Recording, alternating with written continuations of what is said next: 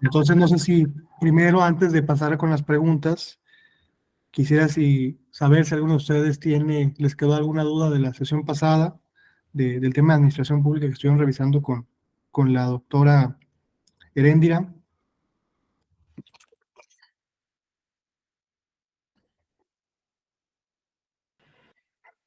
Yo no tengo duda, maestro, gracias. Muy bien. Entonces, bueno, nada más les hago 3 preguntitas para dar inicio a nuestro tema propiamente. Hoy vamos a ver, como les digo, conceptos básicos de finanzas públicas, y la cuarta sesión del próximo jueves va a estar destinada a la presentación de información presupuestaria y financiera. La primera pregunta que tengo para ustedes del tema pasado es si alguien me pudiera decir cuál es la diferencia entre un órgano desconcentrado y un organismo descentralizado, así en sus propias palabras, de manera sintética. ¿Qué creen que los caracteriza o cuál sería la diferencia entre uno y otro?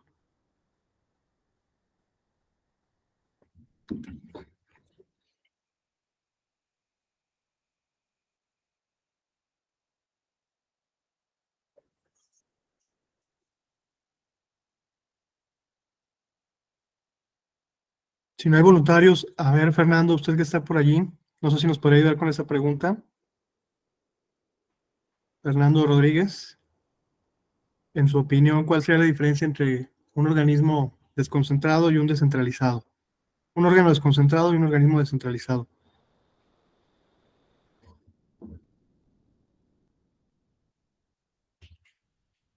¿Sí está por ahí, Fernando?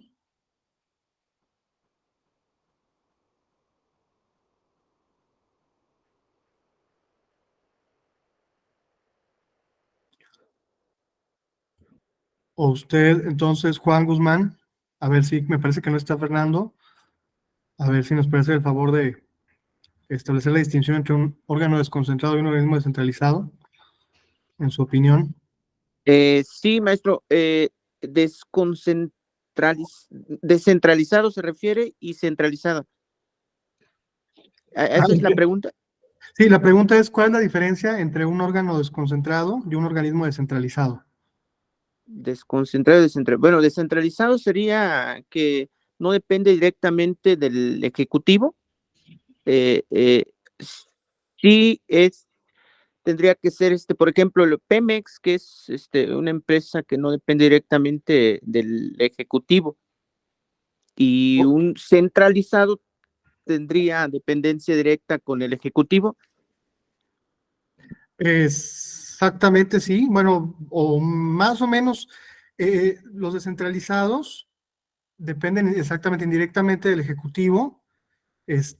No, propiamente, pues no están bajo el organigrama o la jerarquía adscritos directamente a alguna Secretaría de Estado, sino que pues precisamente forman parte de la Administración Pública Paraestatal y en consecuencia dependen de un sector, pero no directamente de una Secretaría de Estado. Yo creo que la diferencia principal, la que quisiera rescatar con ustedes de uno y otro, es que ambos pues tienen usualmente autonomía técnica y técnica de gestión, realizan una labor especializada. No obstante, el descentralizado, aparte de que no está adscrito directamente a una Secretaría de Estado, lo que lo caracteriza es que tiene personalidad jurídica y patrimonio propio, ¿no? O sea, como usted bien menciona, Pemex, que es una empresa productiva que pertenece al sector paraestatal, pues tiene precisamente una personalidad jurídica y un patrimonio propio. ¿Y qué significa esto? Pues básicamente que tiene derecho a recibir o captar sus propios ingresos, decidir sobre su propio gasto, con independencia de pues cualquier Secretaría de Estado, ¿no? Entonces, eso es lo que diferencia a un organismo descentralizado respecto de un órgano desconcentrado. Los órganos están directamente adscritos a una secretaría y no tienen ni personalidad jurídica ni patrimonio propio. O sea, todo su presupuesto y todas las decisiones que tengan respecto a su gasto dependen completamente de su secretaría a la cual se encuentran adscritos. Hace 2 sesiones les mencionaba un ejemplo de un órgano desconcentrado. Les mencionaba el caso de la Coordinación Nacional de Becas para el Bienestar Benito Juárez, que depende de educación pública directamente y que pues no, es una coordinación que otra vez no tiene personalidad jurídica ni patrimonio propio, ¿no? Y Pemex, el ejemplo que usted daba, sí, ahí sí, pues hay una autonomía o una dependencia solo indirecta, pero una autonomía precisamente para percibir sus ingresos y pues tener un patrimonio, ¿no? Entonces esa es la principal diferencia entre el desconcentrado y el descentralizado, ¿no? Entonces, muchas gracias, Juan. A usted, maestro, muchas gracias. Otra pregunta que tengo para ustedes es, o más bien una solicitud, a ver si alguien me menciona algún ejemplo de un organismo autónomo, ya sea a nivel federal o a nivel estatal, y pues qué caracteriza a un organismo constitucionalmente autónomo.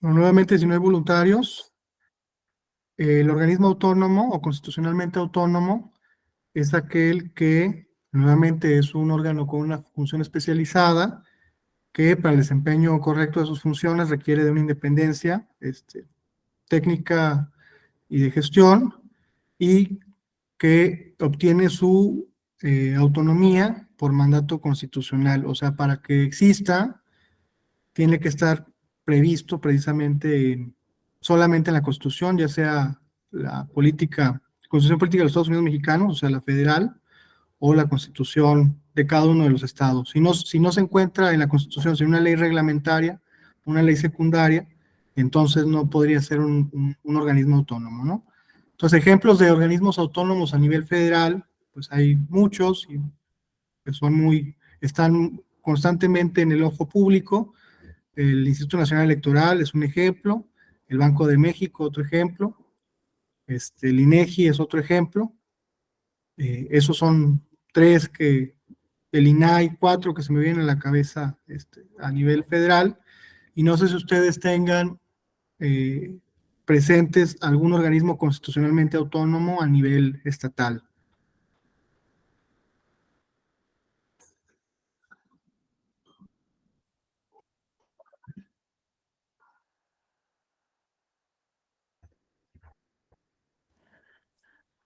Maestro, ¿podría ser transparencia?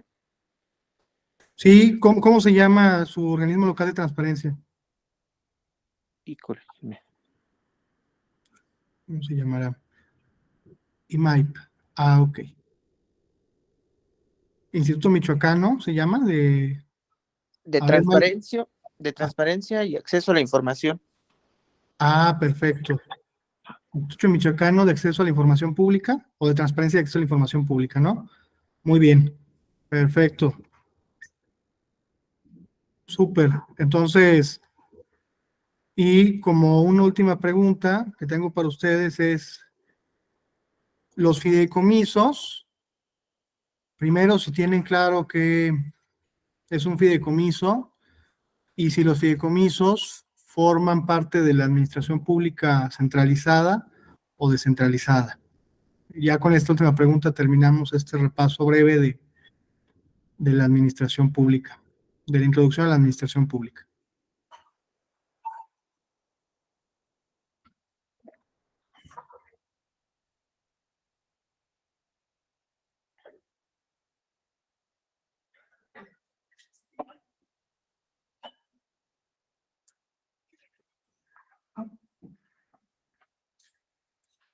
Bueno, nuevamente, si no hay voluntarios, les comento rápidamente que bueno, los fideicomisos son un mecanismo o un contrato que tiene origen mercantil y que creo que, a ver, hay alguna participación, permítanme. Ah, no, no es cierto. Sí, Sí, dígame, Lina, por favor. los fideicomisos son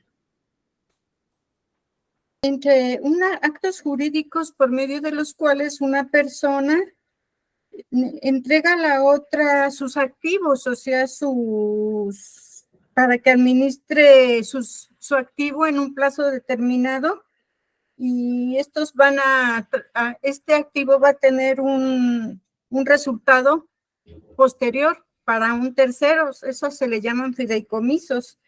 O sea, dispone de los bienes y derechos de una persona, pero como un acto para que realicen las finalidades señaladas en un contrato. Es un acto de contrato entre las personas. Puede ser con dependencias que están destinadas a esos servicios fiduciarios. En Gobierno de México hay dependencias que se dedican a servicios fiduciarios. Exactamente, Lina, le agradezco mucho, tiene toda la razón. Es un contrato, un acto jurídico, en particular un contrato, el cual consta de 3 partes, ¿no? Fideicomisario, fideicomitente y fiduciario o institución fiduciaria, en el cual el fideicomitente es el que aporta un patrimonio o una serie de activos o bienes, como usted lo menciona, para ciertos fines o precisamente para destinarlos a cierto fideicomisario, que es el beneficiario final de esos activos o de ese patrimonio, al cual, bajo ciertas condiciones, pues se le va a trasladar el dominio de ese patrimonio, y todo esto es organizado por una institución fiduciaria, que es pues un organismo financiero. Puede ser a nivel federal, está por ejemplo, o muy recurrente, que acudan a la Nacional Financiera como institución fiduciaria casi por excelencia de todo este tipo de mecanismos, pero puede ser pues casi cualquier institución financiera, ¿no? Para crear o administrar pues un fideicomiso. Y nos interesa a nosotros porque cuando estos fideicomisos, que tienen como origen pues el derecho mercantil, forman parte de la administración pública federal, se van a adscribir a la administración pública descentralizada, y en tanto que son descentralizada, pues otra vez tienen personalidad jurídica y patrimonio propio, lo cual significa que pueden adquirir derechos y obligaciones, y la única condición para que sean considerados como paraestatal es que cuenten con estructura orgánica. Si no cuentan con estructura orgánica, esos fideicomisos pues no se consideran propiamente parte de la administración pública, sino un fondo cualquiera, ¿no? Entonces, le agradezco mucho, Lina, tiene usted toda la razón. Entonces, estos eran las preguntas que quería tratar con ustedes antes de iniciar propiamente con el diplomado, la siguiente sesión del diplomado. Y cualquier pregunta de cualquier forma que tengan sobre este tema, pueden expresarla en Google Classroom en el transcurso del curso del diplomado, o en cualquier momento aquí durante las sesiones. Antes de iniciar, también me gustaría presentarles aquí a la maestra Pamela Pérez, que nos acompaña en esta sesión. Va a estar presente, observando la dinámica, y quisiera, maestra, que se presente, por favor, si está por allí. Sí, buenas tardes. ¿Sí se escucha bien? Sí se escucha. Gracias, Lina, le agradezco mucho. Buenas tardes a todas y todos. Juan, allá Carmen, Buenas tardes. en los controles técnicos de la Universidad de Nueva España, Fernando, Areli, maestro Michel, buenas tardes. Para mí es un gusto estarles acompañando ya en el desarrollo del diplomado. La semana pasada, pues por un tema de salud no pude estar, pero me da mucho gusto que nos estemos encontrando acá en este espacio, pero pues agradecer también a la UIM y a la Universidad Nueva España por esta oportunidad. No voy a robar mucho tiempo. Decía que a lo mejor porque es martes de carnaval casi no tenemos quórum, pero bueno, quisiéramos andar allá en la fiesta, pero acá nos convoca este espacio. Y pues bueno, mi formación, también soy politóloga por la UNAM, y recién pues estoy terminando la maestría en antropología social aquí en la ENES Morelia, también de la Universidad Nacional Autónoma de México, y pues tengo el placer y el honor de estar desde hace algunos años colaborando en la Universidad Nueva España, en la carrera de Ciencias Políticas y Sociales, ahí con asignaturas relacionadas con la administración pública municipal últimamente también con temas de sistemas de auditoría gubernamental. Y bueno, pues con esta invitación que nos hicieron a acompañarles aquí en este diplomado con la UIM, para mí fue, pues me pareció un excelente momento precisamente para estar intercambiando, aprendiendo unas y unos de otros.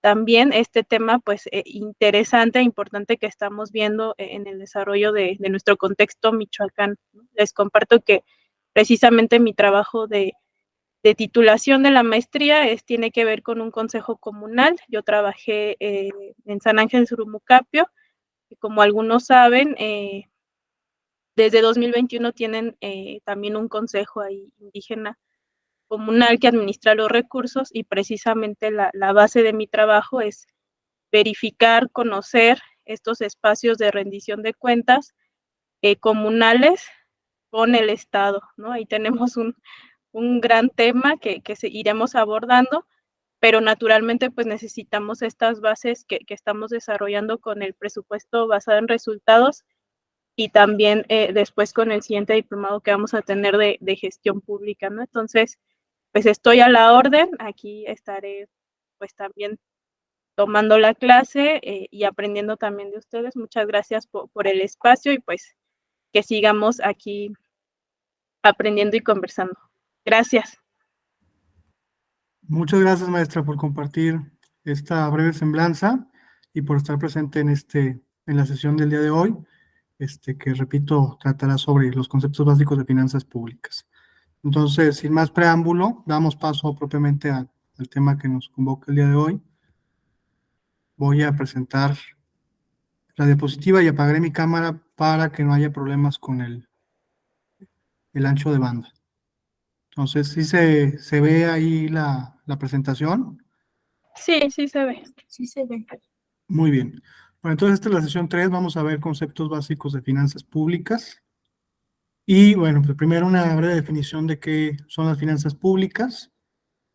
Y bueno, el presupuesto solamente es una parte del conjunto que engloba las finanzas públicas, siendo que las finanzas públicas pueden definirse como el conjunto de actividades gubernamentales encaminadas a la captación, administración y aplicación de los recursos financieros del Estado, ¿no? O, alternativamente, otra definición es que las finanzas públicas son la disciplina que trata de la captación de ingresos, su administración y gasto, la deuda pública, la política de precios y tarifas que realiza el Estado a través de diferentes instituciones del sector público. Perdón, Entonces, maestro, no se está pasando la presentación, se queda como en la primer diapositiva. Sí, no sé si... a ver, ahí ya Ahí está. está, pero la vemos un poco desfasada. No sé si le puede poner ahí ándele, presentación completa. A ver, así Pero sí se está modificando de Filmina a Filmina. no, A ver, déjame otra vez. o si quiere acá la presento.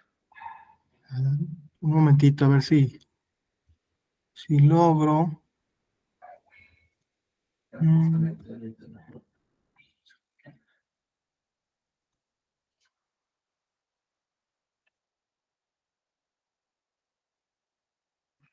A ver, ¿listo? ¿Sí, allá se está cambiando o todavía no?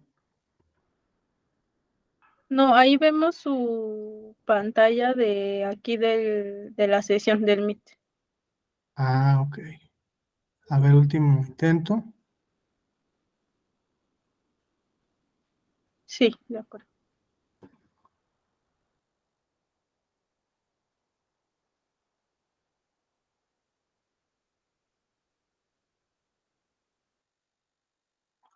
A ver, ahora.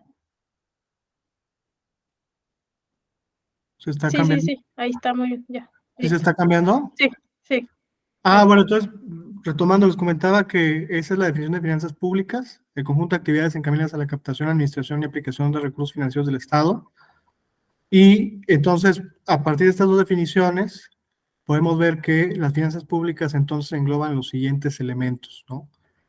De forma muy básica, pues los ingresos públicos, el gasto público, el endeudamiento interno y externo, y los precios y tarifas de los bienes y servicios producidos por el sector paraestatal.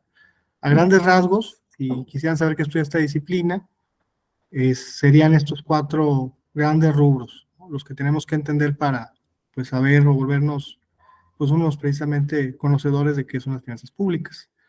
Entonces, vamos a empezar cada uno de estos rubros describiendo cómo se componen, y pues naturalmente iniciamos por los ingresos públicos, ¿no? Entonces, los ingresos, pues hay muchas clasificaciones para hablar, pues, qué son y cómo entender o cómo se componen los ingresos públicos. Una de las más recurrentes que se utiliza en, pues, la presentación de la cuenta pública, y que, bueno, pues, la Ley Federal de Presupuesto y Responsabilidad Hacendaria mandata esta presentación inicial, es la distinción entre ingresos petroleros y no petroleros. Entonces, los ingresos petroleros, pues, son todos los precisamente provenientes de la extracción y explotación, venta o comercialización de productos petroleros y sus derivados, y en esta clasificación lo subdividimos a su vez en 2 rubros o 2 renglones, que son los ingresos petroleros del gobierno federal y los ingresos petroleros de Pemex, ¿no? Entonces, por cada producto, ya sea de barril crudo o de algún derivado, producto petrolero derivado de la transformación del petróleo crudo, pues el gobierno federal obtiene una participación de esos ingresos, y esa participación va a un fondo que se llama el Fondo Mexicano del Petróleo, ¿no?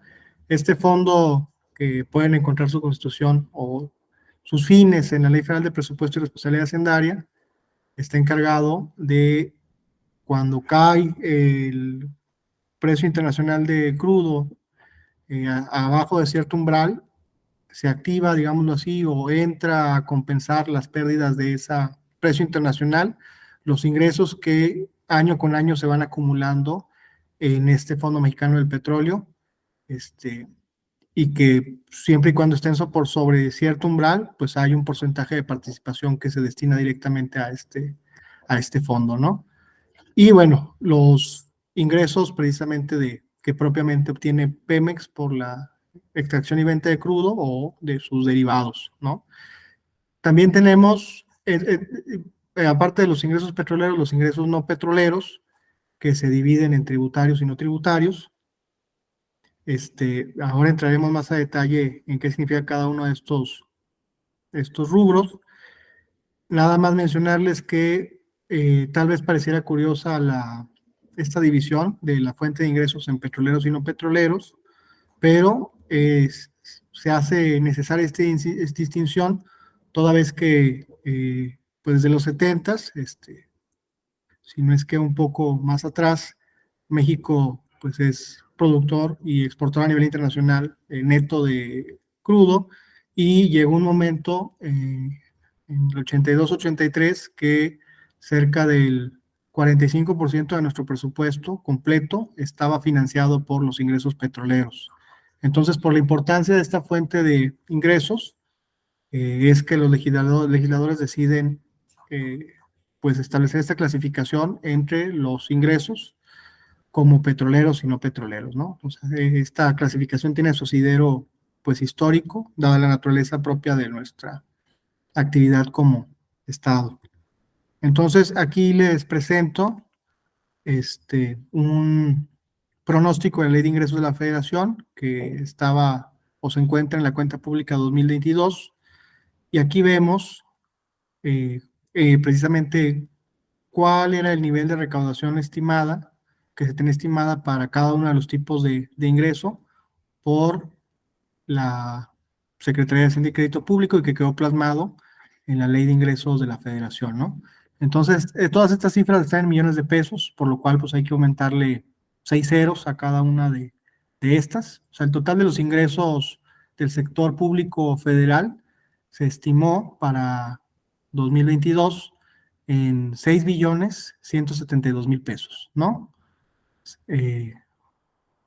Y bueno, estos a su vez se distribuían en petroleros, que eran 1,087,000,000,000 de pesos, y a su vez estos petroleros pues se dividía la participación o la distribución de ese 1,087 millones de pesos a la participación precisamente para el gobierno federal, para este fondo de ingresos petroleros que les mencionaba hace un momento, al cual correspondían 370,000 millones de pesos, y los ingresos propiamente que se estimó para la recaudación de Pemex, que eran 716,000 millones de pesos, ¿no? Y bueno, aquí también se pueden ver los ingresos no petroleros. Estos no petroleros todos son del gobierno federal. Se divide entre el gobierno federal y los que captan directamente los organismos y empresas que tienen venta de organismos descentralizados y empresas productivas del Estado que tienen venta de productos o servicios a la población. Y bueno, y el gobierno federal centralizado, pues esperaba recaudar para 2022 4,184,000 millones de pesos, los cuales a su vez se distribuían en tributarios por un monto de 3,944,000 millones de pesos, y no tributarios, que eran o representaban 240,000 millones de pesos. Y los ingresos por venta de bienes y servicios de los organismos y empresas, organismos centralizados y empresas productivas del Estado, ascendieron a 901,000 millones de pesos, ¿no? Entonces, en esa columna vemos precisamente la asignación o la estimación. Esta es una estimación otra vez, de cuánto se iba a recaudar para 2022, qué porcentaje representa cada uno de estos renglones para el PIB, y pues cuál fue la variación real respecto de el año anterior, ¿no?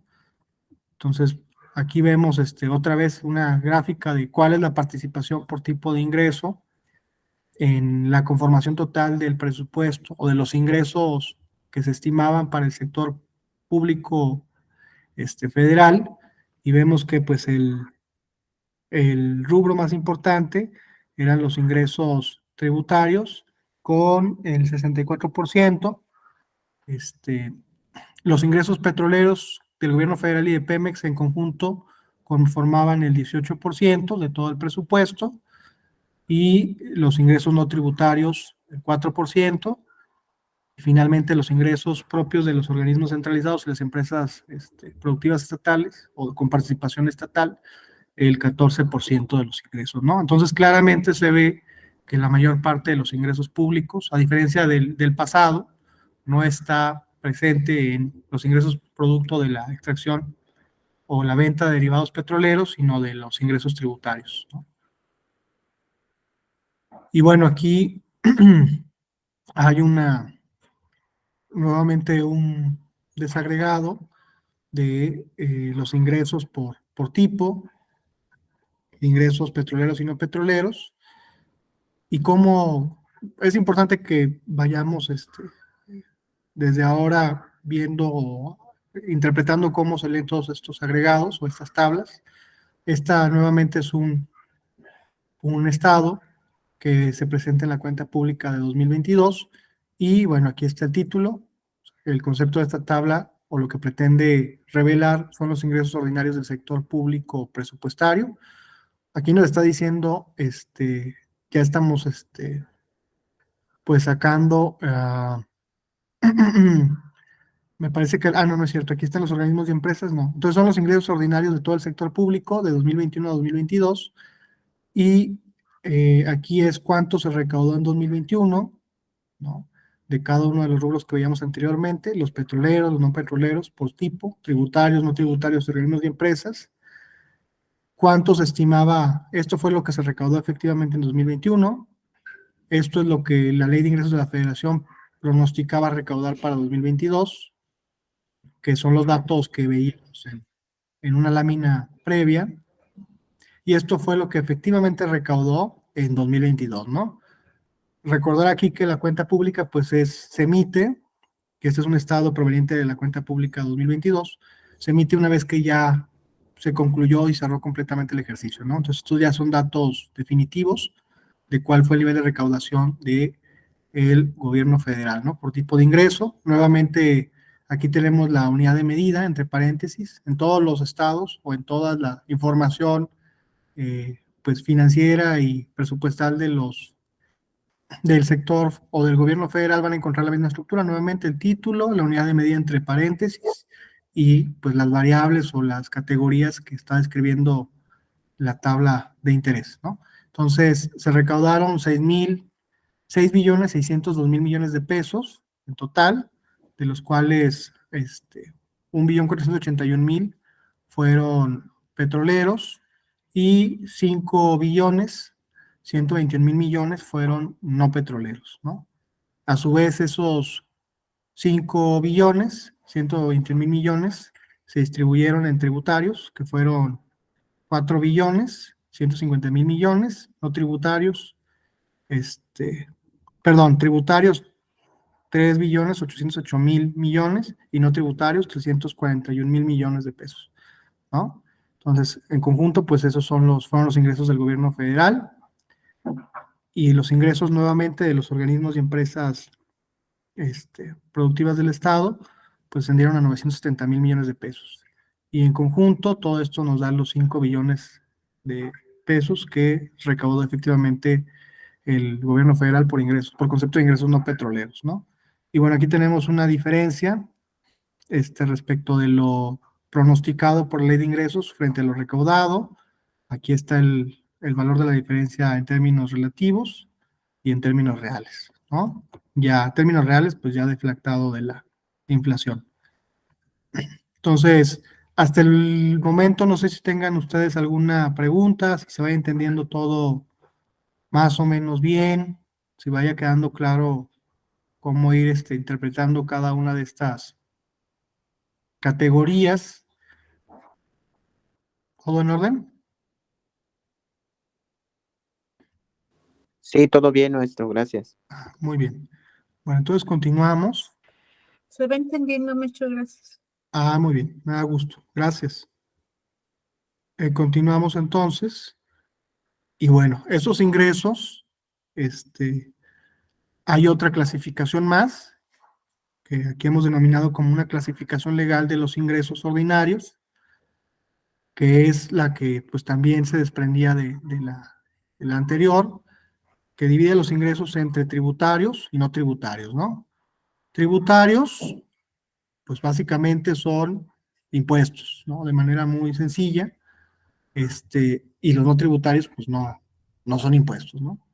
Por exclusión. Entonces, tributarios, lo que caracteriza a este tipo de ingresos es que pues son obligatorios, los impone unilateralmente la autoridad y no hay una contraprestación, ¿no? O sea, se pone precisamente una carga contributiva a los gobernados, sin pues recibir de forma inmediata un producto, bien o servicio a cambio de esa contribución. Entonces, y los no tributarios, pues no son propiamente obligatorios, sino que cuando uno desea recibir un bien, un producto, un servicio, hace un pago y hay una contraprestación del Estado, ¿no?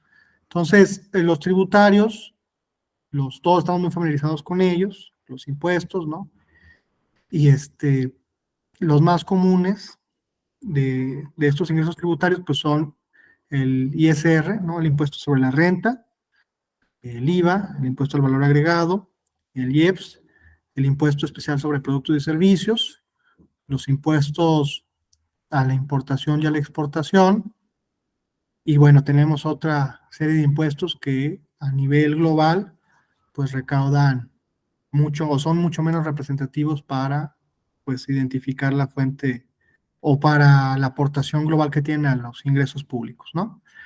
Entonces, esos son los tributarios y los no tributarios los clasificamos en diferentes tipos, que ahorita vamos a entrar también más a detalle, que son derechos, productos, aprovechamientos, contribuciones de mejora, aportaciones a la seguridad social y venta de bienes y servicios, ¿no? Entonces vamos a entrar a cada uno de estos no tributarios primero para entender con más claridad pues, a qué nos referimos, ¿no? Entonces los derechos, estamos ahora entonces en los ingresos ordinarios no tributarios y los derechos son las contribuciones establecidas por la ley por el uso o aprovechamiento de los bienes de dominio público de la nación, así como por recibir servicios que presta el Estado en sus funciones de derecho público, ¿no? Esta definición puede parecer un poco complicada. Todas estas clasificaciones están en el Código Fiscal de la Federación, del artículo 2 al 4, pero podemos entenderla de una manera más intuitiva cuando sabemos que pues, el Estado tiene funciones que le son exclusivas, como aquí dice, funciones por su naturaleza de persona pública o en sus funciones de derecho público, como aquí se menciona en el artículo, y que cuando un ciudadano pues, quiere recibir precisamente una contraprestación que solo el Estado puede proveer, se trata o estamos frente, ese ingreso que recauda el Estado, estamos frente a un derecho, ¿no? Ejemplos típicos de derechos. El costo, la recaudación o el cobro que se hace cuando las personas van a tramitar su pasaporte, ¿no? Va uno, programa su cita a la Secretaría de Relaciones Exteriores o alguna de sus delegaciones en todo el país, y la Secretaría de Relaciones Exteriores, que tiene como facultad exclusiva, por ser pues un organismo del Estado, o sea, en funciones de derecho público, el emitir el pasaporte, cobra pues un importe para hacer esa expedición de este documento y, bueno, el ciudadano paga su derecho, ¿no? Entonces, hay un pago de derechos por una función que solamente el Estado puede proporcionar. Entonces, estas contribuciones, otra vez, pues las definimos como derechos. Otra ejemplo clásico o que se presenta muy a menudo es la emisión de actas de nacimiento. De igual forma, solamente son los estados quienes están facultados para pues, emitir actas de nacimiento, o los registros civiles de los municipios que dependen de los estados. Y pues nuevamente uno hace su trámite, ya sea físico o ahora en internet, y hace su pago de derechos. Usualmente hay una especie de formato o de pago se llama formato de ayuda, hoja de ayuda para el pago de derechos, productos y aprovechamientos, y hace la transferencia bancaria o paga directamente en ventanilla, y lo que está haciendo pues es otra vez un pago de derechos, ¿no? Entonces, esta es como que la forma intuitiva de entender a los derechos o el pago de derechos. Y también se pagan derechos cuando hay bienes que son de dominio público de la nación y uno pues los aprovecha, ¿no? Se le asignan por ejemplo, las concesiones. Hay una asignación temporal para el disfrute de un bien de dominio público que usualmente no excede los 5 años, y bueno, uno paga un derecho por hacer precisamente uso de ese bien que es de dominio público. Entonces, esto es lo que, o así podemos entender los derechos.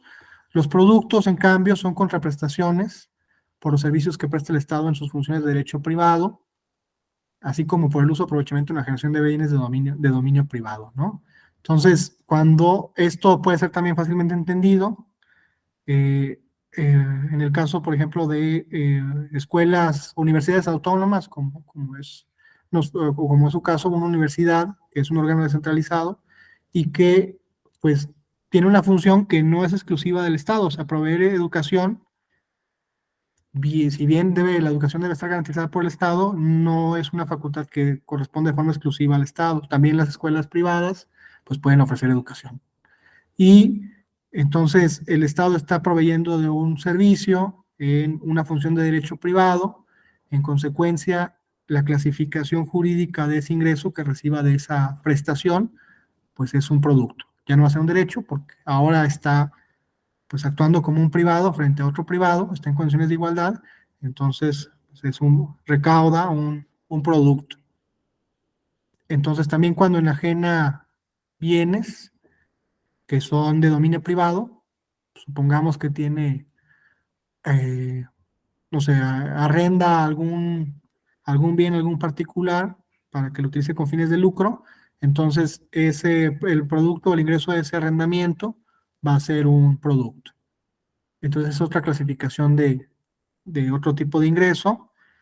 También tenemos a los aprovechamientos, que son ingresos que percibe el Estado nuevamente por funciones de derecho público, pero que no son los que definimos como derechos, sino son otro tipo de ingresos. Muy comúnmente los aprovechamientos los podemos ver como pues multas e infracciones, ¿no? Cuando precisamente tenemos una sanción administrativa, tenemos que hacer un pago, y ese pago se clasifica como aprovechamiento. Y bueno, contribuciones de mejora son las establecidas en la ley a cargo de personas físicas y morales que se beneficien de manera directa por obras públicas, cuando precisamente hay una construcción o una asignación de una obra pública para ser ejecutada a cargo de un contratista. El contratista tiene que pagar un porcentaje del valor total de la obra y esa en beneficio público, ¿no? Precisamente como un impuesto, y esa contribución se llama o se denomina contribución de mejora. Y bueno, y finalmente otros ingresos que también pues se reciben a cambio de una contraprestación, que es solamente para el caso de los órganos descentralizados, bueno, para todo el sector paraestatal, más bien órganos descentralizados, empresas productivas del Estado, instituciones nacionales de crédito, pueden recibir ingresos por venta de bienes y servicios, ¿no? Me imagino que, por ejemplo, ustedes, como Universidad Intercultural, se ofrecieran algunos cursos de capacitación, algunos diplomados, que fueran para todo público y cobraran el ingreso que recibieran, se clasificaría aquí, ¿no? Como venta de bienes y servicios, porque pues precisamente están proporcionando un servicio en función de su categoría de privados, y al ser un órgano descentralizado o parte de la administración pública paraestatal, pues reciben ese ingreso en esta clasificación. Entonces, estos son los ingresos ordinarios no tributarios. Y ahora, ya que vimos los no tributarios, vamos a ver los tributarios, ¿no? Perdón, maestro, yo puedo hacerle una consulta ahí, Sí, claro, dígame. sobre el pago de tenencias en los estados. Entiendo que es una facultad que tiene cada uno de los estados, pero ahí cómo entraría, no me Pues, queda claro si como un producto o un aprovechamiento. no, ni uno ni otro, más bien sería un derecho, porque finalmente hay una contraprestación, que es la emisión de las placas, y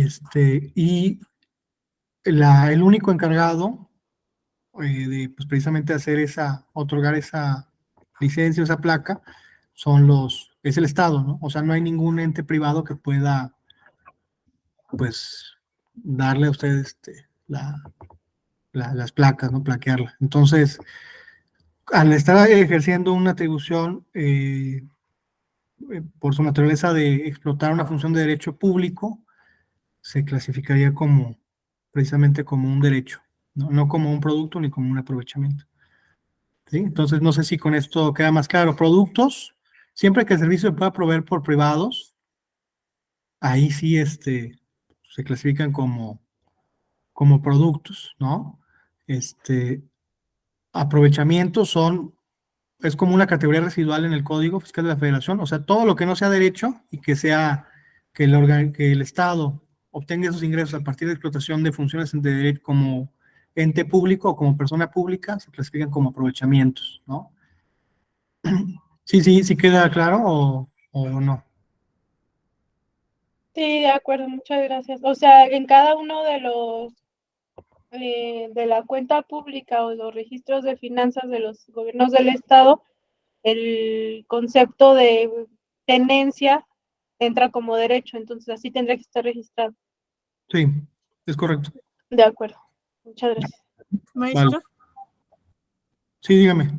¿me puede dar un ejemplo de los ingresos por productos? Sí, cómo no.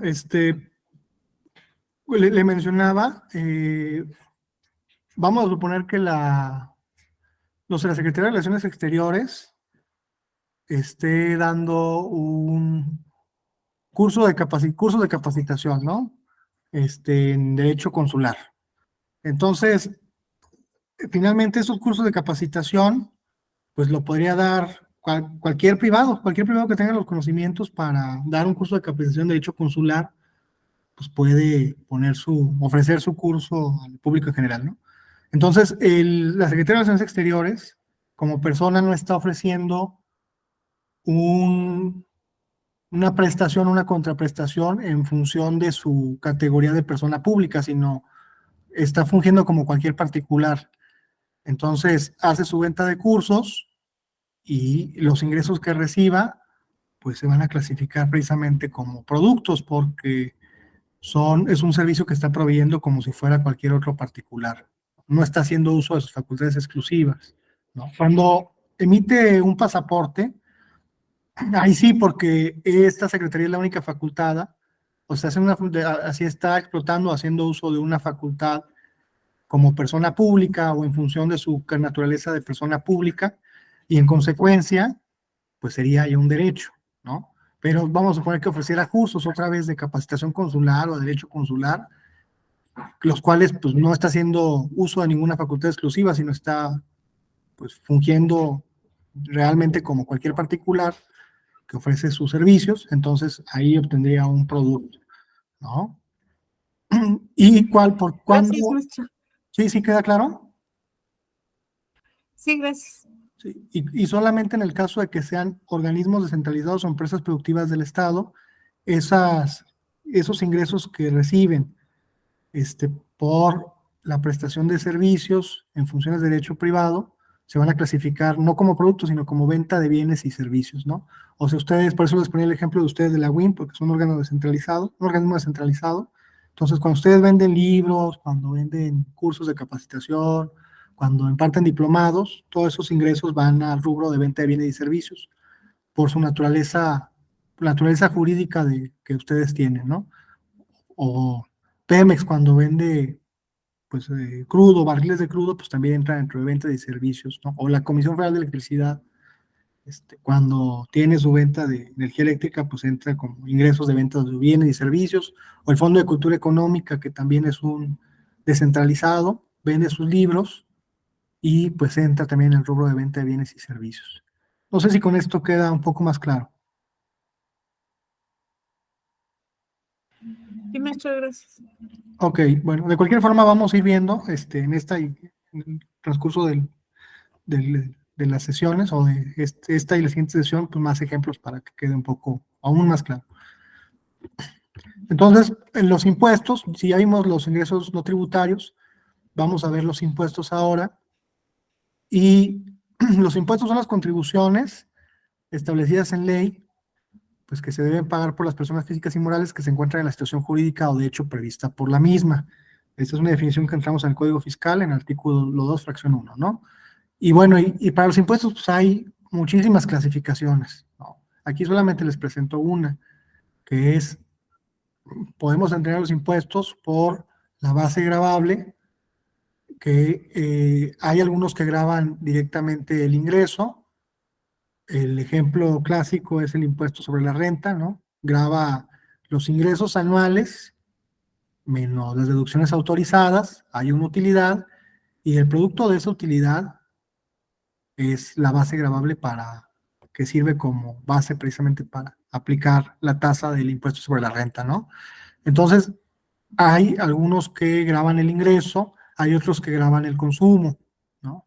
El ejemplo clásico también en nuestro contexto nacional de un impuesto que grava el consumo, pues es el IVA, ¿no? El IVA, cada vez que vamos y compramos cualquier bien que sufrió un proceso de transformación industrial, un refresco, unas papas Sabritas,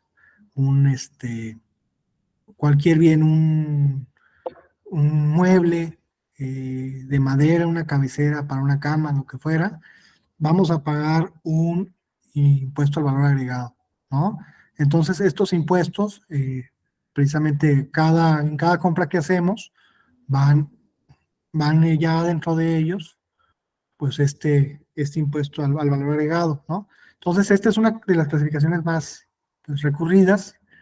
¿Cómo se distinguen los impuestos? Entre los que graban el ingreso y los que graban el consumo, y hay algunos más que graban la riqueza, ¿no? El impuesto predial esto solo a nivel local, porque es facultad exclusiva de los municipios hacer esa o levantar la recaudación de ese impuesto, es que pues ahí tenemos un activo, que son nuestros bienes inmuebles, con un cierto valor catastral, y sobre ese valor catastral se le aplica una tasa del 2%, si mal no recuerdo. Entonces, año con año, pues pagamos nuestro impuesto predial, y este es un tipo de impuesto que grava la riqueza. Entonces tenemos estos tres tipos: los que graban el ingreso, los que graban el consumo y los que graban la riqueza, ¿no?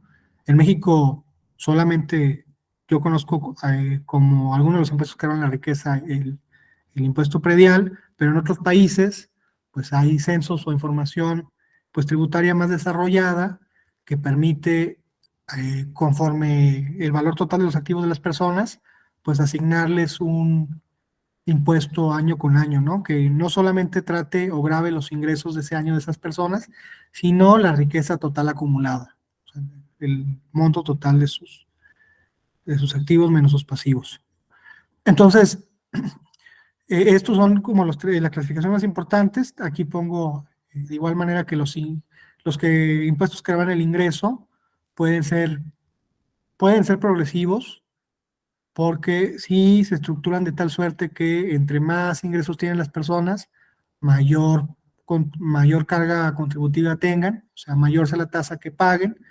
Entonces, si los que tienen más ingresos pagan más impuestos, entonces se trata de un impuesto progresivo, porque una vez que se recaude y se distribuya en el colectivo social, pues va a tender a igualar las condiciones de ingreso entre los habitantes de un país, ¿no?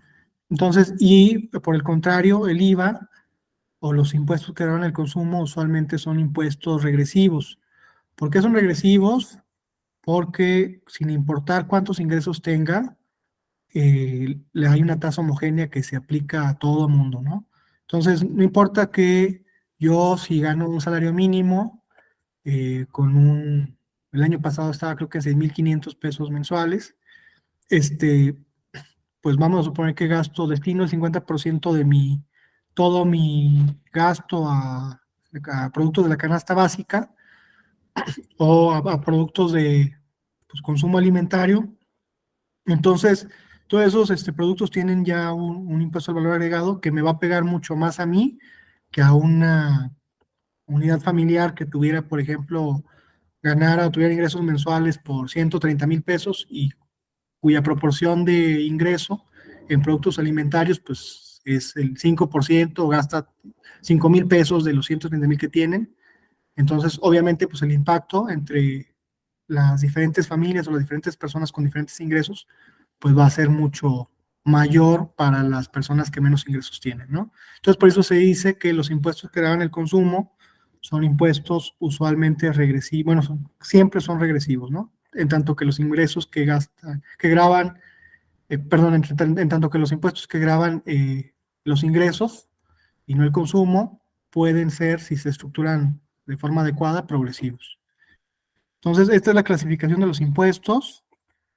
Y bueno, vemos ahora los ingresos del gobierno federal, solamente del gobierno federal, sin las empresas paraestatales. Aquí no están ni las empresas productivas del Estado ni los órganos centralizados, sino solamente del gobierno federal. Y vemos que en 2022 pues se recaudaron 4,790,000 millones de pesos. Y bueno, aquí está el desglose: cuánto para el Fondo Mexicano, cuánto en ISR. De igual forma, los ingresos no petroleros, que vemos aquí, ya hay un desglose mayor de las tablas que hemos visto previamente. Vemos que los ingresos tributarios representaron 3,808,000 millones de pesos, y el impuesto que más contribuyó a este importe global, pues es el ISR, o aquí le ponen sistema renta, que recaudó 2,269,000 millones de pesos. El IVA, 1,221,000 millones de pesos. IEPS, mucho menor, ¿no? 117,000, aunque no menospreciable, 117,000 millones de pesos.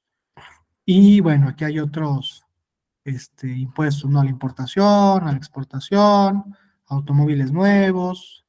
No recuerdo que grababa, el IAE, creo que hidrocarburos, los accesorios, que son pues los recargos cuando no se paga a tiempo los impuestos, hay accesorios, ¿no? Entonces es cuánto se recaudó de accesorios y otros impuestos, ¿no? Y los ingresos no tributarios, aquí está cuánto se recaudó, la recaudación global fue de 341 millones de pesos, y aquí hay cuánto se recaudó de derechos, de productos y aprovechamientos, ¿no? Entonces, lo que quiero extraer de esto es que, bueno, aquí cuánto se pronosticó en la ley de ingresos, cuánto fue efectivamente recaudado, cuánto fue la diferencia absoluta entre la recaudación y el pronóstico de la ley de ingresos, y cuánta fue la diferencia relativa. Y bueno, lo que quiero rescatar nuevamente es que el concepto por el cual se obtiene mayores ingresos a nivel de gobierno federal es nuevamente el impuesto sobre la renta, ¿no? El 45% de todos los ingresos federales o del gobierno federal, pues proviene de este impuesto. El 26% del IVA, del Fondo Mexicano del Petróleo, o sea, ingresos petroleros el 8%, y bueno, y los otros derechos de productos de aprovechamientos o otros impuestos a la importación, pues representan menos del 7%, ¿no? Entonces, más o menos para que tengan ustedes una idea más clara de cómo se constituye o cómo cada uno de estos tipos de ingresos contribuye a la hacienda pública federal. Entonces, les mostré hasta el momento 2 clasificaciones de ingresos que hemos visto por ingresos petroleros y no petroleros, tributarios y no tributarios. Ahora hay muchas más clasificaciones, ¿no? Dependiendo de cuáles sean los fines del análisis, va a haber precisamente, pueden encontrar estas o más clasificaciones. Los ingresos también pueden clasificarse por su periodicidad en ordinarios y extraordinarios. Los ordinarios son, pues, todos los ingresos que estima la ley de ingresos de la Federación, y los extraordinarios son aquellos ingresos recibidos por empréstitos internacionales o con la banca nacional, o también por la venta de bienes inmuebles o bienes muebles del gobierno federal. Entonces, todos esos ingresos no previstos, pues son extraordinarios. También los ingresos pueden clasificarse por su fuente de financiamiento.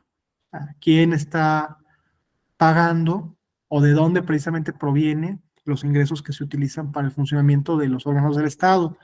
Entonces, hay ingresos propios, que son los que genera el propio ente público, el propio órgano descentralizado, la propia empresa productiva del Estado. Hay ingresos que son por transferencias, o sea que el gobierno federal o estatal me asigna una cantidad anual en mi presupuesto, y ese es el concepto, se entiende como una transferencia, una asignación, es lo mismo. Y los ingresos producto del crédito interno, pues le pido al banco X que me preste cierta cantidad, entonces esos son ingresos producto del crédito interno, y otros de un crédito externo, pues no sé, a cualquier banco internacional recibo un importe para realizar cierto programa o cierta obra pública, entonces un crédito externo. Entonces, por orden de gobierno, los ingresos pueden provenir de la federación, pueden provenir del estado y pueden provenir del municipio, ¿no? A su vez, estas transferencias precisamente pueden, cuando son, por ejemplo, a nivel municipal, pueden provenir de una transferencia de fondos federales o una transferencia de fondos estatales, ¿no? Entonces, por orden de gobierno se clasifican también el ingreso, y por los fines que tienen los impuestos, pueden clasificarse como fines recaudatorios exclusivamente, o hay ciertos impuestos que se utilizan para corregir externalidades, o sea, distorsiones del mercado en competencia perfecta, para precisamente o desincentivar o asignar un costo social al productor de un daño o de una externalidad negativa, ¿no? Por ejemplo, las empresas que contaminan, pues vamos a ponerles un impuesto ambiental para que pues carguen con todo el costo de limpiar los ríos o el aire. Entonces vamos a corregir el costo real o el precio de la producción de cierto bien, y vamos a incluirle en ese costo que se va a ofrecer al público, pues el impuesto por la limpieza que implica la producción de cierta industria, ¿no? Entonces, estas son algunas clasificaciones de ingreso. Y bueno, y nada más para irnos dando una idea de cómo se ve esto ya en la práctica, les traje aquí un estado de actividades, que es el equivalente en el sector público del estado de resultados del sector privado, y que es del Fondo de Cultura Económica, aquí dice hasta arriba, ¿no? Y nos habla, ahorita ignoremos las columnas de la derecha, concentrémonos en las columnas de la izquierda, clasifica los ingresos de la gestión, otra vez como lo hemos visto, en impuestos, en cuotas, en aportaciones de seguridad social, en contribuciones de mejora, en derechos, en productos de aprovechamientos y en ingresos por venta de bienes y prestaciones de servicios, ¿no? Pues el Fondo de Cultura Económica, como sabemos, es una editorial, entonces todos los libros que venda, pues van a clasificarse en este rubro, ¿no? Entonces, aquí vemos que el año es 2022 de la primera columna y de la segunda columna es el año 2021, que es el formato que establece el CONAC solamente para tener un comparativo, ¿no? Entonces vemos que en 2022 pues, se recauda un poco menos por venta de bienes, productos y servicios. Y vemos también que otra de sus fuentes importantes de ingresos va a ser todo retaíla de conceptos, básicamente son transferencias, ¿no? Aquí dice, bueno, con participaciones, aportaciones, convenios, incentivos, derivados de colaboración fiscal, aportaciones, transferencias, ¿no? O sea, todo subsidios, tal, todo lo podemos entender básicamente como asignaciones o como transferencias, y el Fondo de Cultura Económico recibió en el 2022 230 millones de pesos en transferencias federales, ¿no? También tenemos otros ingresos y beneficios, pues, ingresos financieros, si tienen el Fondo de Cultura Económica tiene cuentas bancarias, a lo mejor tiene cuentas de inversión, y obtuvo por los rendimientos de esas cuentas de inversión 6 millones de pesos, incremento de inventarios 725,000, y bueno, y otros rubros aquí, ¿no? Entonces, el total de sus ingresos para el año 2022 fue de 488 millones de pesos, ¿no? Entonces, así, en todos los estados de actividades o flujo efectivo van a venir los ingresos, y lo que hemos estado hablando hasta el momento son los rubros, que son estos de aquí, en los cuales se debe clasificar cada uno de los ingresos que capte tanto las secretarías como los que forman parte del sector centralizado, de la administración pública centralizada, o los organismos descentralizados y las empresas con participación estatal que forman parte de la administración pública paraestatal, ¿sí? Entonces, no sé si hasta aquí vaya alguna duda, y si no hay dudas, continuamos. Es decir, maestro, que si hubiéramos un estado de esto mismo, pero de una secretaría, por ejemplo, decía usted, Relaciones Exteriores, ahí sí veríamos el desagregado de derechos, productos, aprovechamientos, ¿es así? Sí, precisamente, justo así. Si vemos Secretaría de Relaciones Exteriores, que inclusive podemos hacer el ejercicio ahora mismo, nada más que estoy teniendo problemas para compartir, pero bueno, mejor lo dejo para la siguiente sesión para no hacerme bolas ahorita. Pero sí, abrimos el estado de actividades o el de flujo de efectivo, y de igual forma, en los rubros de derechos, por ejemplo, pues vamos a encontrar, no sé, un monto significativo, ¿no? Por precisamente la emisión de todos sus pasaportes o el apostillamiento famoso o otras autorizaciones que extiende, y aquí vamos a ver precisamente un importe. También seguramente en productos, y aquí en ingresos y ventas de bienes y servicios no, porque dijimos que este rubro corresponde única y exclusivamente a los entes públicos o que forman parte del sector paraestatal. O sea, aquí vamos a ver en ceros, y en asignaciones, pues todo lo que se le asignó en el presupuesto de egresos, ¿no? A la Secretaría de Relaciones Exteriores. Entonces, así más o menos se compondría, ¿sí? Y aunque fuera, digamos, en ceros, No, sí, digo, es que es un formato único. es lo que le iba a preguntar, el formato se tiene que seguir. Sí, claro, sí, este es un formato único que establece el Consejo Nacional de Armonización Contable, CONAC, Ajá. y aunque se reporten ceros, pues tiene que respetar los rubros del Los rubros. formato. Sí, eso va a venir en todos igual. De En acuerdo. todos los entes públicos que tengan la misma naturaleza, va a venir igual, ¿no? Ok, bueno, entonces, continuamos, si no hay más dudas. Ahora vámonos con el gasto, ¿no? No se preocupen, si no acabamos, nos faltan todavía algunas diapositivas. Vamos en la 16. Si no acabamos la siguiente clase que veamos información, la presentación de la información presupuestal y financiera, seguimos donde nos quedemos aquí. Entonces, bueno, el gasto, así, en la clasificación más recurrida, es la que divide el gasto en gastos corrientes y gastos de capital. Los gastos corrientes es el gasto en bienes y servicios para la realización de actividades cotidianas gubernamentales o todas las erogaciones que efectúan las entidades de la Administración Pública Federal o estatal para realizar sus funciones, ¿no? O sea, básicamente el gasto corriente son todos los gastos que son necesarios por el funcionamiento ordinario de un ente público, ¿no? Todo lo que implique sus gastos ordinarios, ese va a ser gasto corriente y que a su vez ese gasto pues no constituye activos, ¿no? O sea, el gasto para la simple operación diaria o el funcionamiento diario, que se abran las oficinas, que vaya el personal a trabajar ahí en sus escritorios, que las plumas, los borradores, ese es el gasto corriente, ¿no? Entonces, ejemplos del gasto corriente, sueldos y salarios, es un gasto corriente, pues está ahí ya desde el inicio del ejercicio, pues ya sabemos más o menos cuánto vamos a gastar en sueldos y salarios, aunque obviamente pues cambia por las altas y las bajas de personal que tengamos, pero bueno, ya tenemos una asignación de acuerdo al nivel de la cantidad de plazas que tengamos y el nivel de estas, de cuánto vamos a gastar en sueldos y salarios, viáticos, ¿no? Gastos de operación, otra vez, cuánto vamos a gastar en computadoras, cuánto vamos a gastar en escritorios, cuánto vamos a gastar en cuadernos, cuánto vamos a gastar en impresiones. Y los servicios, luz, agua, teléfono, internet, ¿no? Correo, o sea, correo tradicional. Todos esos servicios, pues entran dentro del gasto corriente porque sin ellos, pues no puede darse la función ordinaria o el servicio ordinario de los entes públicos.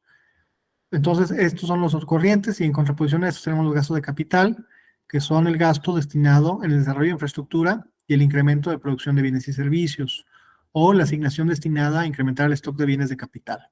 Se incluyen las inversiones destinadas a adquisición de bienes muebles y valores. O sea, todo el gasto que tenga como propósito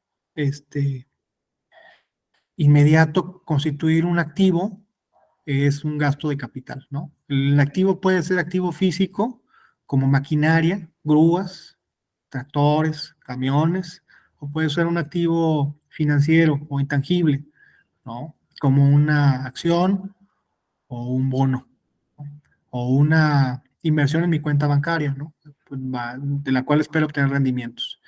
Entonces, aquí pongo precisamente como ejemplos adquisición de inmuebles no consumibles, construcción de oficinas, acciones y bonos, ¿no? Son ejemplos de bienes de capital o activos tangibles o intangibles, ¿no? Entonces, esta es la clasificación de corriente y de capital, es la más usada, pero bueno, hay muchas otras, así como ingresos, aquí también hay muchas otras clasificaciones. Otra de las más ocurridas también es la clasificación entre gasto programable y no programable. Antes de entrar a esta división, tenemos que tener el concepto de gasto neto total o comprenderlo. El gasto neto total es la totalidad de las erogaciones aprobadas en el presupuesto de egresos con cargo a los ingresos previstos en la Ley de Ingresos de la Federación. O sea, el importe total de todo el gasto presupuestario del gobierno federal, eso es el gasto neto total, ¿no? Básicamente. Y el programable es todos los gastos que se realizan en cumplimiento de sus atribuciones conforme a los programas para proveer bienes y servicios públicos a la población, y el no programable, pues es el que, o sea, podemos tener, por ejemplo, en cuentas de orden como una obligación que posiblemente se va a manifestar o se va a materializar, pero que todavía no tenemos la certeza de que esa obligación efectivamente se materialice o cuál vaya a ser el importe de la obligación final, ¿no? Entonces aquí dice, o más precisamente la definición nos dice que el gasto no programable son las erogaciones a cargo de la Federación que derivan del cumplimiento de obligaciones legales o de decreto de presupuesto de egresos que no corresponde directamente a los programas para proveer bienes y servicios públicos. Algunos ejemplos: el pago de deuda pública. No sabemos a cuánto van a ascender los intereses de la deuda, por ejemplo, internacional, porque está sujeto a eso, entre otras cosas, al tipo de cambio. Cuánto vayamos a pagar en participaciones a los estados o en aportaciones a los estados, porque otra vez eso está en función de los ingresos federales recaudados, de cuánto ISR, de cuánto IVA recaude, y a través de una formulita, pues ya le asignamos una cierta cantidad a los estados, pero no tenemos, si bien estimamos o pronosticamos un posible importe, pues no tenemos todavía la certeza de cuánto efectivamente se va a gastar, ¿no? O en el pago de deuda pública, pues otra vez tampoco tenemos la certeza de que efectivamente vaya, o el importe que se vaya a materializar. O otro ejemplo es aquí no lo puse, pero los laudos por litigios laborales, que son gastos que precisamente pues, no se pueden programar. O sea, no sabemos cuántas personas van a demandar al Estado por incumplimiento de sus obligaciones patronales. Entonces entran aquí en lo programable. También ADEFAS, que son los adeudos de ejercicios fiscales anteriores, que es pues, todos los compromisos que no se terminaron de pagar en el ejercicio fiscal anterior, se adefan, o sea, se genera un documento que se llama ADEFA y corresponde al ejercicio actual, pues pagar esa obligación que se adquirió en ejercicios previos. Entonces, bueno, esta es otra clasificación, programable y no programable. Y aquí vemos otra vez otra tabla proveniente de la cuenta pública de cómo se distribuyó el gasto en el 2022, ¿no? Entonces, en el 2022, el gasto, pues programable, bueno, el gasto ascendió en total, el ejercido. Vamos a ver más adelante los diferentes momentos contables del ingreso y del gasto, o sea, cómo interpretar cuando se habla de gastos aprobados, de gastos modificados, de gastos ejercidos, de gastos devengados. Pero bueno, de momento digamos que cuando se aprobó el presupuesto, en 2022 se aprobó un gasto total de 7.088.000 millones de pesos y finalmente se terminó ejerciendo realmente 7.595.000 millones de pesos, ¿no? Entonces, el gasto programable efectivamente ejercido ascendió a 6.780.000 millones de pesos y el no programable, que aquí lo ponen como participaciones a entidades federativas y municipios y ADEFAS, pues ascendió a 1.062.000 millones de pesos y a 8.000 millones de pesos, ¿no? Y bueno, aquí también está el costo financiero de la deuda. No sé si hasta aquí haya alguna pregunta o vamos bien. Ya casi terminamos la parte más conceptual, más un poquito más pesada. ¿Vamos bien?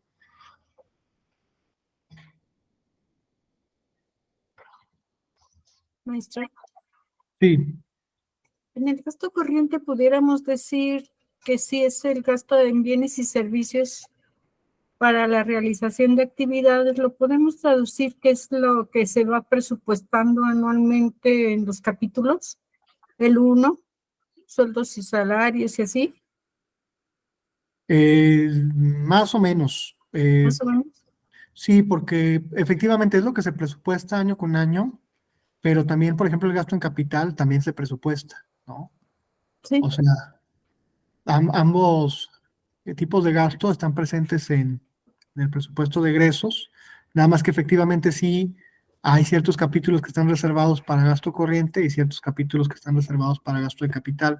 Más adelante aquí trae esa diferencia, lo vamos a ver, pero me adelanto un poquito. Gasto corriente, el capítulo 1.000 servicios personales, el 2.000 materiales y suministros, el 3.000 servicios generales, ¿no? Que bueno, los compañeros que no sepan qué son los capítulos de gasto, vamos a entrar en unos minutos a esto.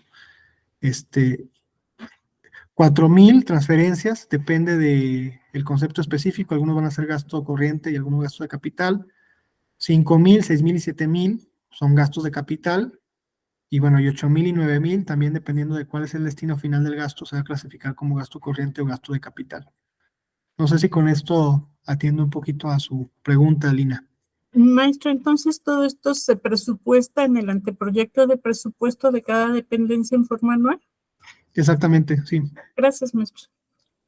Sí, no de nada.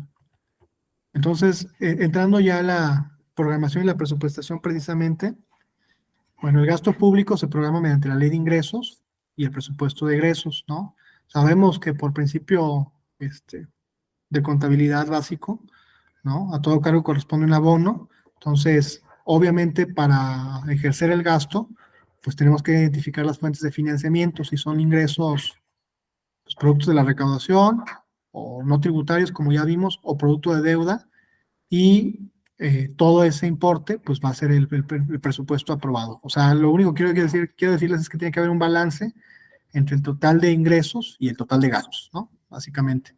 Entonces, bueno, nos dice este artículo que el gasto público se va a ajustar a los requerimientos financieros del sector público, así como el equilibrio presupuestario. Este es el artículo 17 de la Ley Federal de Presupuesto y Responsabilidad Hacendaria, que es muy similar a su artículo 13 bis de su Ley de Planeación Hacendaria. Se me va el nombre, perdónenme, de programa, planeación hacendaria, programación, bueno, no recuerdo, gasto público en contabilidad gubernamental, algo similar, pero ustedes me corregirán. Y bueno, el anteproyecto de presupuesto se elabora por las unidades responsables de las dependencias y entidades, estimando los costos para alcanzar los resultados cuantitativos y cualitativos previstos en las metas, así como los indicadores necesarios para su cumplimiento.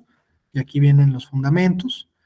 Y bueno, para el caso de las entidades, como es el caso de la WIM, la presupuestación incluirá un flujo de efectivo que deberá contener la previsión de sus ingresos, gastos y endeudamiento neto, entre otros rubros, ¿no? Entonces, en tema de formatos, hay un poquito una diferencia otra vez entre el sector paraestatal o la administración, perdón, la administración pública paraestatal y la administración centralizada. La administración pública paraestatal tener ingresos propios, cosa que la administración pública centralizada, pues no, usualmente no tiene, todos son asignaciones.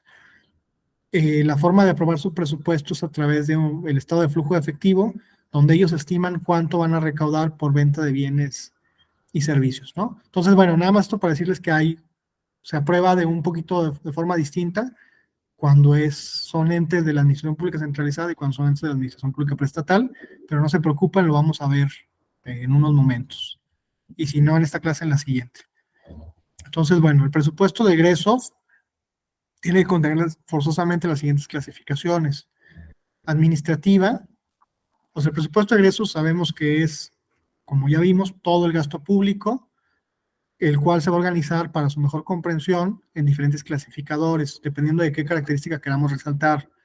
Entonces, una de las clasificaciones es la administrativa, que toma en consideración pues, a las unidades administrativas ejecutoras del gasto, ¿no? Si se ejerce por tal dirección, o tal unidad, o tal subdirección, o más bien, perdón, o tal subsecretaría. O sea, ¿qué unidad administrativa ejerce el gasto, no? La funcional programática, que tiene como base las finalidades, funciones, objetivos y actividades que le corresponden a los ejecutores del gasto. O sea, con qué fines estoy gastando y para lograr qué resultados. La económica, que agrupa las previsiones del gasto en función de su naturaleza económica y objeto, en erogaciones corrientes, inversión física, inversión financiera, entre otras. La geográfica, que agrupa todo el gasto de acuerdo hacia el destino final que tiene ese gasto, en qué entidad federativa se va a destinar. Y la por género, que es una clasificación recientemente agregada, que agrupa las previsiones del gasto con base en su destino, si va para hombres o para mujeres, ¿no? Entonces iniciamos con las clasificaciones. En clasificación administrativa, el presupuesto. Perdón, maestro, se quedó otra vez pasmada la presentación. Ay, perdónenme. Estamos en la de corriente y capital. A ver, déjenme.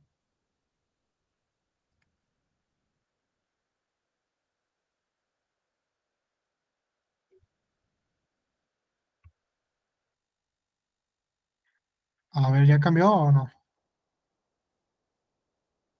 Sí, sí cambió. Sí, ahí está. ¿Y sí se está cambiando? Sí. Ok. Entonces, les hablaba pues del cómo se conforma el anteproyecto, que ya le digo que es diferente de acuerdo a la naturaleza del ente público, y que el principio básico es que pues tiene que haber un equilibrio presupuestario, o sea, que los ingresos se igualen a los gastos, ¿no? Esto es lo que decía esta lámina. Y ahora estamos entrando a las diferentes clasificaciones, que les digo que eran administrativa, funcional programática, económica, geográfica y de género, que son solamente, es el mismo gasto, exactamente el mismo, nada más son distintas formas de organizarlo para hacerlo más comprensible o más manejable. Entonces, ahora vamos a explicar cuáles son estas clasificaciones y vamos a ver algunos ejemplos. Entonces, la clasificación administrativa, ¿todo bien? ¿Hay alguna pregunta? Escucho ahí un poco de ruido.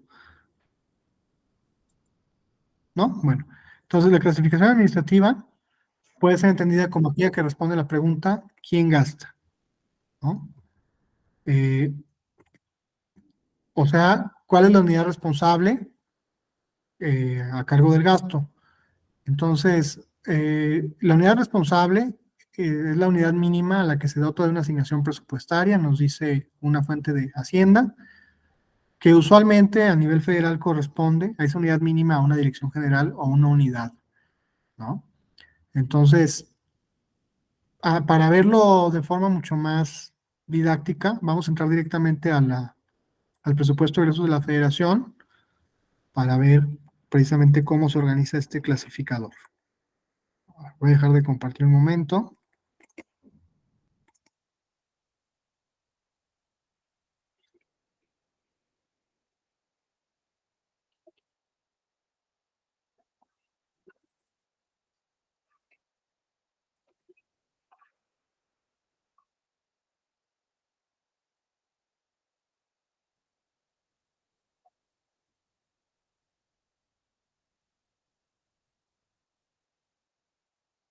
Entonces vamos a...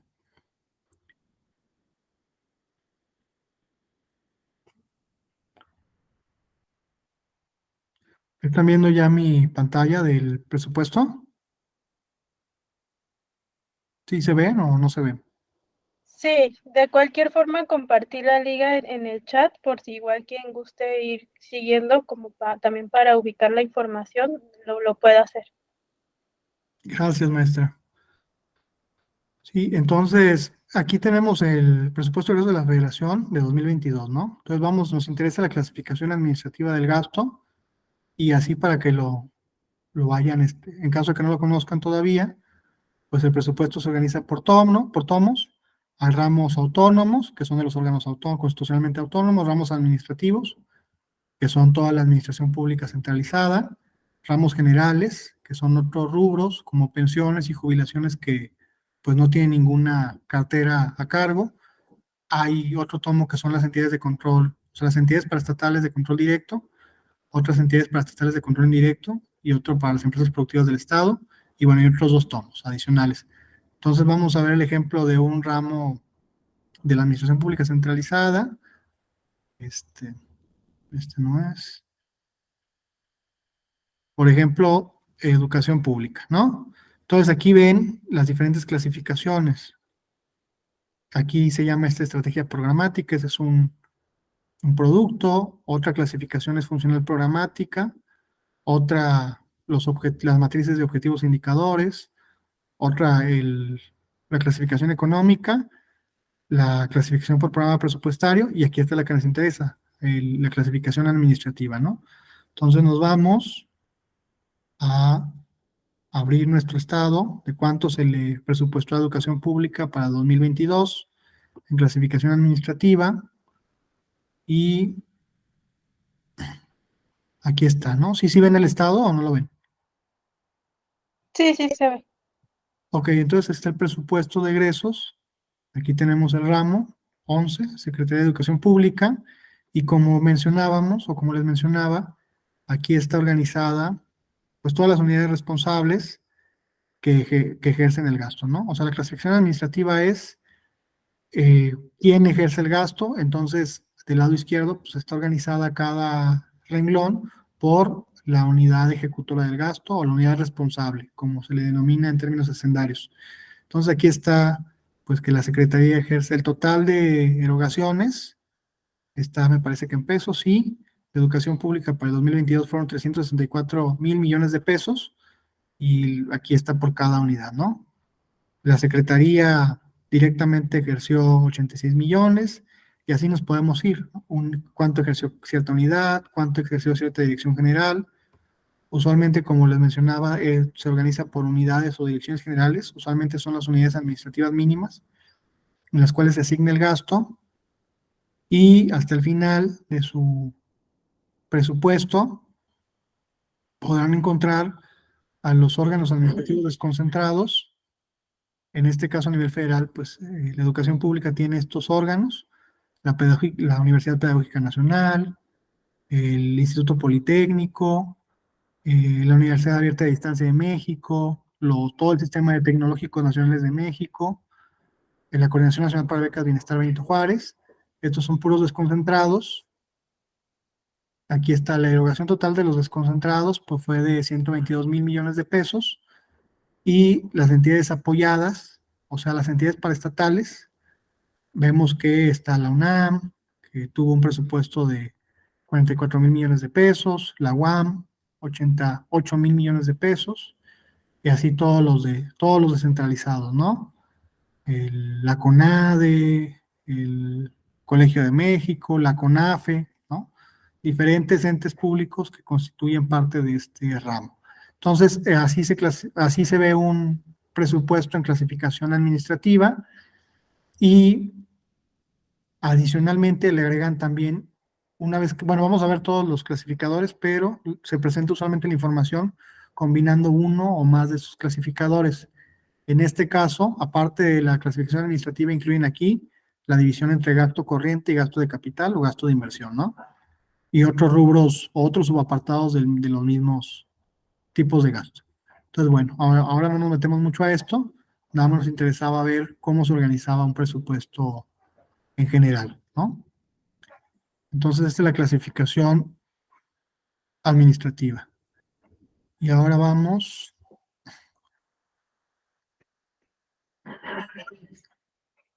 a la clasificación económica. ¿Sí están viendo mi presentación? No, se quedó en la página de Hacienda. Ok, a ver.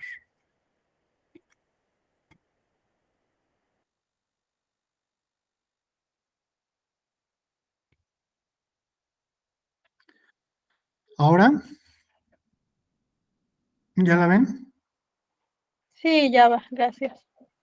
En clasificación económica, podemos responder la pregunta de esta clasificación de en qué se gasta, ¿no? Entonces, clasifica el gasto de acuerdo con su naturaleza o tipo de gasto, corriente y de capital, que es lo que ya vimos.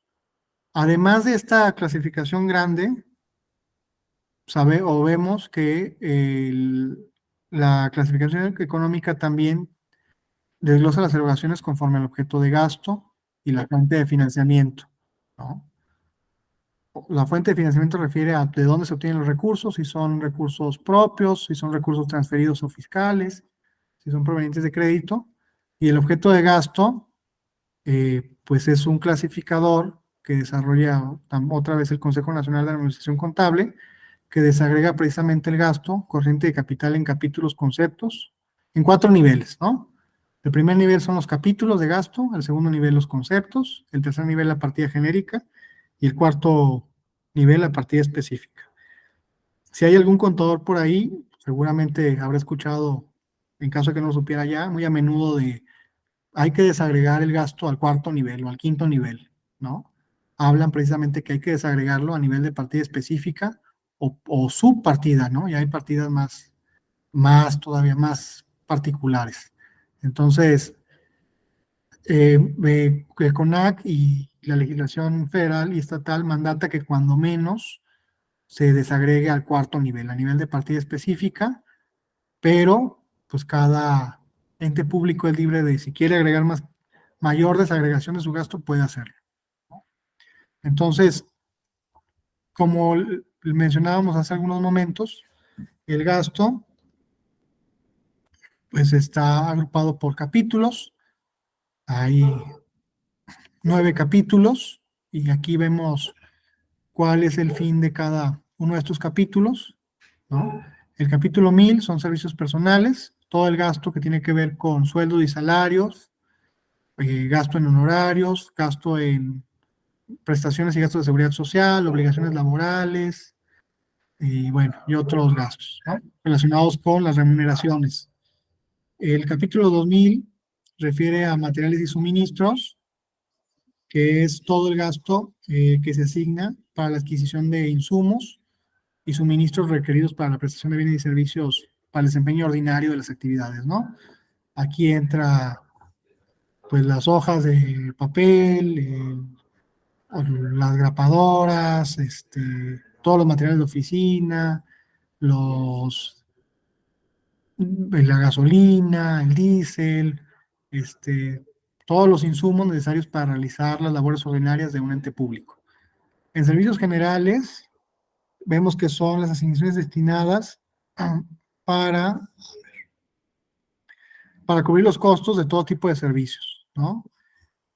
Lo que les comentaba, agua, luz, teléfono, internet, son gastos en servicios generales, o renta de inmuebles, también son gastos en servicios generales.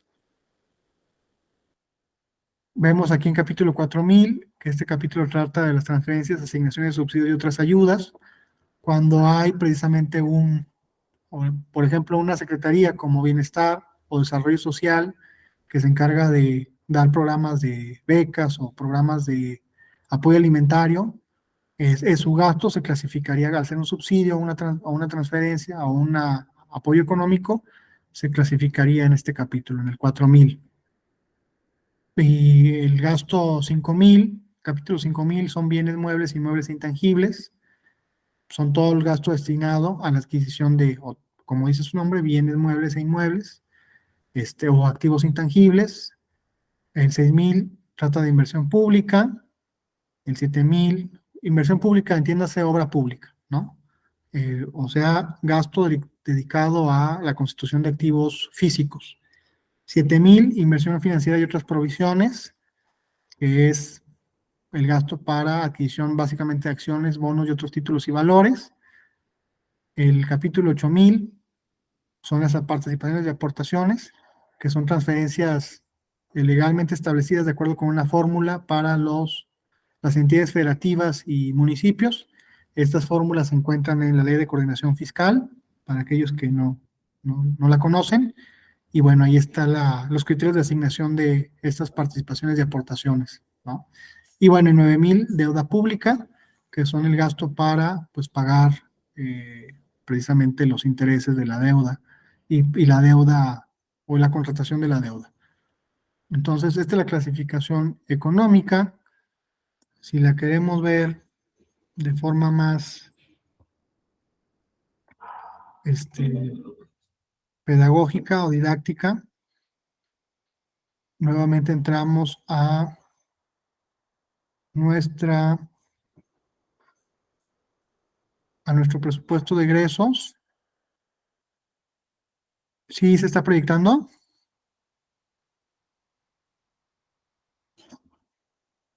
Sí, Sí, sí, sí. Gracias. Y vamos a la clasificación por el clasificador económico de gasto. A ver, aquí está, destino del gasto, ¿no? Entonces, nuevamente tomamos el ejemplo de educación pública.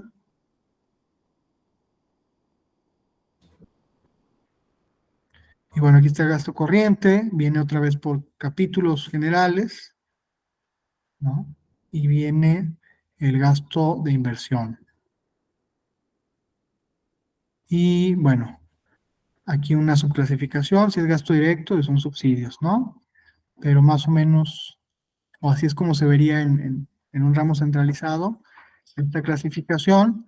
Si queremos irnos a mucho más detalle, aquí hay un anexo de analíticos presupuestarios que viene toda esa información hasta el concepto de la partida. Viene aquí información presupuestaria por ramos y por objeto del gasto. Lo podemos descargar. Es un Excel. Y ahí viene la desagregación completa hasta el cuarto nivel de todo el gasto público federal, ¿no? Entonces, no sé si está proyectando mi Excel o no.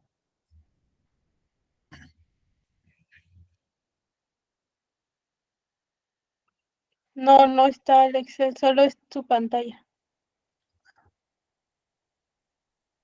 A ver, aquí. Entonces aquí vemos, creo que ya, ¿no? Sí, ya se observa. Gracias, muy amables. Entonces aquí le pusimos un anexo por objeto del gasto y es lo que platicábamos, ¿no? Entonces entramos otra vez en nuestro ejemplo de educación pública, vemos la asignación total, ¿no? Que era de 364,000 millones de pesos y aquí está por capítulo de gasto, aquí está, ¿no? Cuánto se gastó en cada uno. Aquí dice los grandes rubros, capítulo, el concepto de gasto, la partida genérica, partida específica, unidad responsable, entidad federativa. Y este es un número de control, ¿no? Entonces, podemos darle más y nos va a desagregar en cada uno de los conceptos, partida genérica y partida específica, ¿no? Y quién lo ejerció y a qué entidad federativa. Entonces, a su máximo nivel de desagregación, podemos verlo pues de esta forma, ¿no? Podemos darle clic a cualquiera, aquí cuánto se gastó en subsidios, fueron de educación pública 655 millones de pesos, y aquí está pues qué unidad responsable ejerció ese gasto y a qué entidad federativa se fue, ¿no? Entonces, así se ve pues a su máximo nivel de desagregación la clasificación económica, o la clasificación por objeto del gasto. Entonces, continuamos, ya casi abarcamos los principales clasificadores.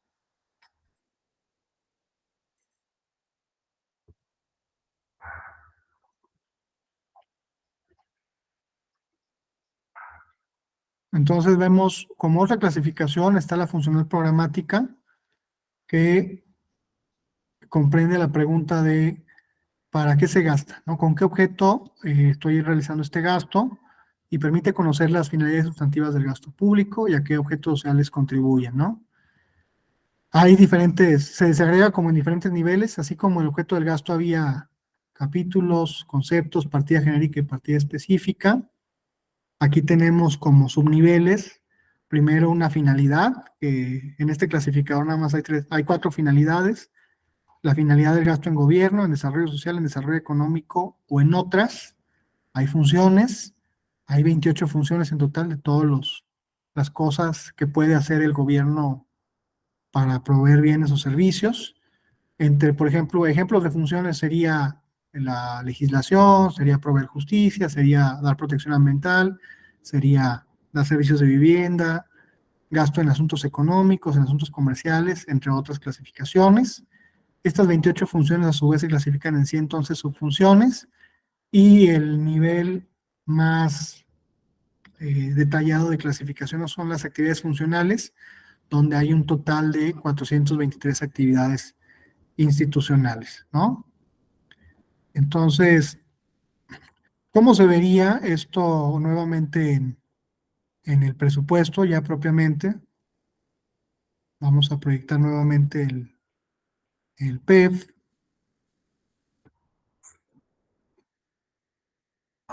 Y aquí están, nos metemos otra vez a nuestro ejemplo, ramos, el 11.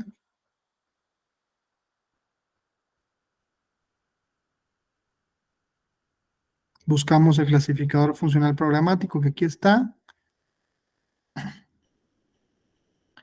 Y bueno, aquí están, no sé si se alcance a apreciar, pero otra vez los mismos 364 millones de pesos que se gastaba la SEP, pero ahora en la columna izquierda, en lugar de encontrar como lo hicimos en la clasificación por objeto del gasto, o sea, la clasificación económica o en la clasificación administrativa, aquí en la clasificación funcional programática vemos que están las finalidades, funciones, subfunciones, actividades institucionales, y llega aquí hasta programas presupuestarios de esta secretaría, ¿no? Entonces, aquí están, nuevamente, finalidad, función, subfunción, actividad institucional, programa presupuestario, y cómo, y quién ejerce directamente el gasto, ¿no? Entonces, la finalidad, por ejemplo, aquí uno, gobierno, la función es la coordinación de la política de gobierno, la subfunción, función pública, y la actividad institucional es función pública y buen gobierno, ¿no? Y así cada uno de las pues, finalidades que tenga esta secretaría en la realización de sus actividades, ¿no? Entonces, así se interpreta uno de estos pues, estados o formatos de presentación del presupuesto, ¿no? Aquí, por ejemplo, hay una finalidad 2 que es desarrollo social, una función 4, recreación, cultura y otras manifestaciones, y la subfunción es deporte y recreación, ¿no? ¿Cuánto se asignó? ¿Cuánto se asigna a cada actividad institucional, a cada programa presupuestario y a cada unidad administrativa, ¿no? Y así por cada uno de todas las finalidades, funciones y subfunciones y actividades que tenga la Secretaría, ¿no? Ok. Entonces, estos son los 3 clasificadores más importantes. Quisiera yo dejarle hasta allí, porque nos faltan todavía abordar algunos y quería también hacer el tiempo, o que me diera tiempo de hacer el comparativo con los clasificadores propios son los mismos clasificadores, pero la presentación es distinta para el caso de Michoacán.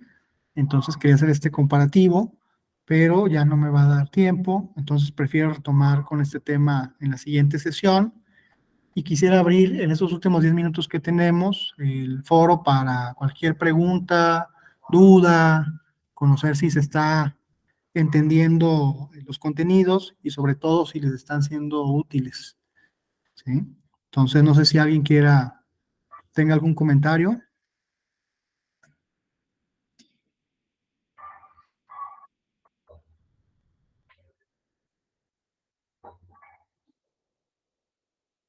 ¿Alguna pregunta? Pues en lo personal no tengo preguntas, no sé si los compañeros tengan alguna observación. Yo creo que ha sido claro. Muchas gracias. A mí me sirvió mucho porque me están actualizando en el manejo del anteproyecto del presupuesto, cómo se debe presupuestar y cómo se deben manejar los capítulos y cómo se deben ir haciendo las clasificaciones económicas y las que nos he estado enseñando del presupuesto de egresos, la clasificación administrativa y la funcional. Gracias. Me da gusto escuchar eso. Muy bien. En la próxima sesión vamos a ver el tema ya de la presentación de información contable y presupuestal. Entonces vamos a ver con más particularidad lo que me imagino que les interesa más a ustedes, que son la presentación de los estados financieros, ¿no? Y presupuestales. Y ahí vamos pues poder apreciar de mejor manera también cómo se programa o cómo se presenta ahí en cuenta pública después de ejercido el gasto, pues esta información y cómo interpretarla, que es a lo que pues sería la función de este diplomado, al menos para esta sección de las finanzas públicas, cómo interpretar de manera adecuada o cómo entender pues la constitución de los ingresos y gastos públicos.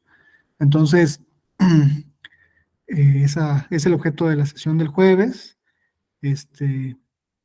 Y pues yo creo que si no hay... Adelante, maestra. Sí, muchas gracias. Nada más como para recordar, por acá nos hizo favor de poner desde la NOVA este código de la carpeta del Classroom. Ustedes van a su módulo de configuración ahí en el correo electrónico y les tiene que salir el Classroom. Ahí agregan este código y ahí van a poder encontrar la carpeta donde ya están cargadas todas las presentaciones por si hubiera alguna duda, algo que quieran repasar. Pues pueden ingresarlo, ahí vamos a estar subiendo toda la información del curso. Igual de pronto hay algunas actividades o convocatorias que son importantes y que pues se las queremos compartir, entonces para que estén ahí en la carpeta y también pues podamos estar ahí en comunicación o digamos hay alguna duda fuera del tema, perdón, de la clase, si se presenta en su jornada laboral que algo le surja, ahí con mucho gusto lo pueden registrar, ¿no? Entonces, pues nada más, les deseo muy bonita noche y aquí nos estamos viendo. Gracias, maestro. Pues muchas gracias por su participación. Esperemos que continúen asistiendo. Sí, les hacemos un exhorto a que no dejen de asistir porque otra vez, más allá de los contenidos, que ustedes tienen siempre a su libre acceso, pues lo que les sirve más es precisamente o nos interesa es pues que clarifiquen cualquier duda que pueda surgir durante la exposición de los temas y pues eso se logra solamente si están presentes, ¿no? Entonces, pues les agradezco mucho por su tiempo, lo dejamos hasta aquí y retomamos el jueves próximo. Que pasen muy buena tarde y nos vemos pronto. Muchas gracias. Muchas gracias. Buenas noches. Gracias. Luego.